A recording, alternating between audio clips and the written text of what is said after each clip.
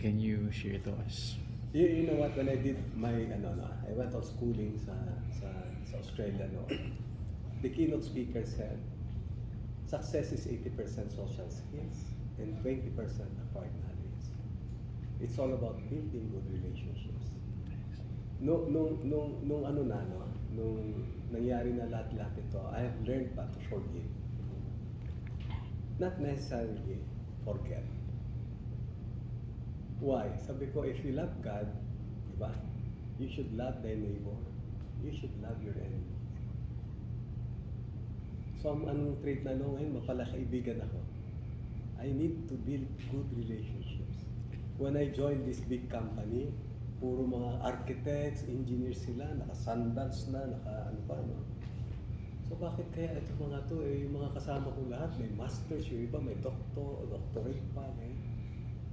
Pero mga boss namin, mga successful, no?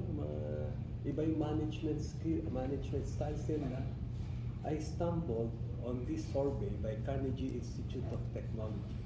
Ano naman ang sabi niya? Says engineer siya. Success daw is 85% human engineering. It's all about your personality and ability to communicate, negotiate, and lead. Surprisingly, it's only 15% technical skills. So yun yung you should be friendly, you should be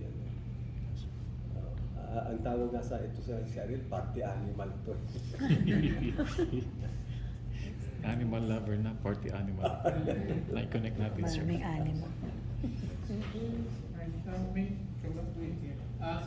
tanong ko so far, ano pa yung mga travels nyo recently na bukod sa inyo for education? Traveling ba kayo more on leisure or more on diplomatic ano rin po ba? Or may kinalaman pa rin po ba sa work nyo? Alam mo yung, ano pa, kiulit mo yung question. Well, ever since po na nakalaya po kayo ulit, Yeah. mas madalas na po ba ang pag-travel nyo bukod po sa education nyo? Yung pag-travel, depende kasi kung if you're required. Kasi I go to office 9 to 6 ako eh. And except if you go on leave, you go, mag-travel ka. Pero sa akin kasi, gaya ng mga cruise kunwari na Nationalist Party, no, na I get to, I really would love to travel sana. If time permits and if I'm, kasi, siyempre, kaya. Pero ilang beses na rin na nasubukan ko, na dinala ko yung pamilya, mga anak ko, sa cruise. So, I have to catch up with them. Ito yung, may kwento ko rin lang. Kung napanood ninyo yung kay Boy Abundaro na I Cried, meron doon kasing portion ba na one of my sons, right after I got out from incarceration, he was interviewed. Ayun si Alfred. Sabi niya, galing na mag-English niyo. Sabi niya, you can never pull back the time that was lost. I was growing up as a teenager when my dad was in jail. And those years mattered most because I needed him. Nung nakita ko si Pong, yung wife ko, umiiyak. Iyak yun. Diba? Hindi mo na pwede maibalik talaga yung nangyari na yun. I wasn't able to attend once in a lifetime events of my children. Graduation, first communion, father and son nights. Maano talaga, no? Na how I wish I can really pull back the time. Pero siguro we were destined to be yun ang plano ni Lord para sa atin. But ngayon, ewan ko kasi sabi ko, nung finally I was able to catch up with them, sabi nga daw ni Boy, Mano, alam mo ba na mahal ka ng mga anak mo? Sarap ang pakiramdam ko. mahal ka ng mga anak. Yeah. Sir, what was the on that particular note, sir, what was that particular point that realized na I should prioritize my family now? When was that? When I was jailed. Would you believe nung right after I got out, we underwent a family retreat. My children, they were asked, all of us were asked, what were your darkest moments, happiest moments? So inuna muna sila. Yung my second to the youngest son, nung binasa niya yung darkest moments, when our dad was out there in the field, because we don't know when he will come back alive or dead in a casket. Happiest moments, when our dad was in jail, because anytime we wanted to see him, he was there. Oh, wow.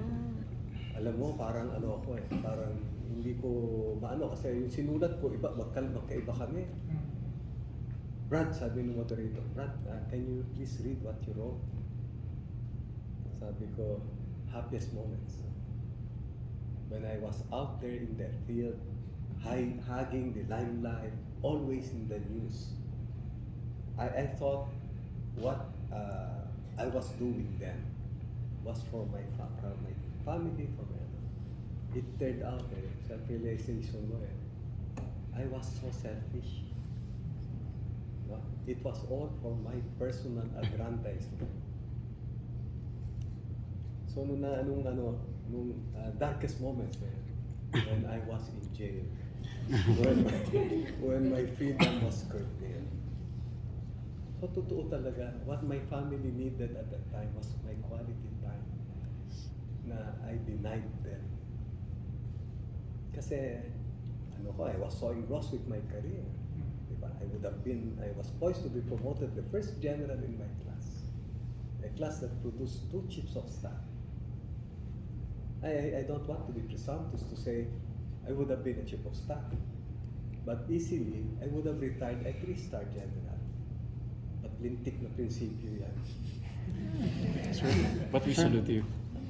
Do you ever, like sometimes think that you regret some of the actions that you did in the past? Personally, sir, ako kasi, I've seen you in the news.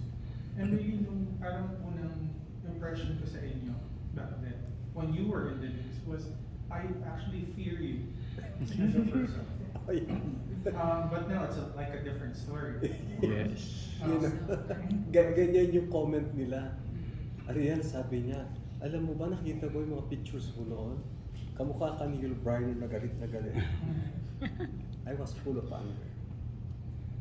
Pero makita mo ngayon, I'm all smile kasi I'm at peace with myself, my family, and our God. I have forgiven all those who have wronged me. And I'm even thankful to all my detractors for bringing out the best in me. Nabago na, mukha na akong nakaka-smile na ako. Masyado nang palakaibigan kasi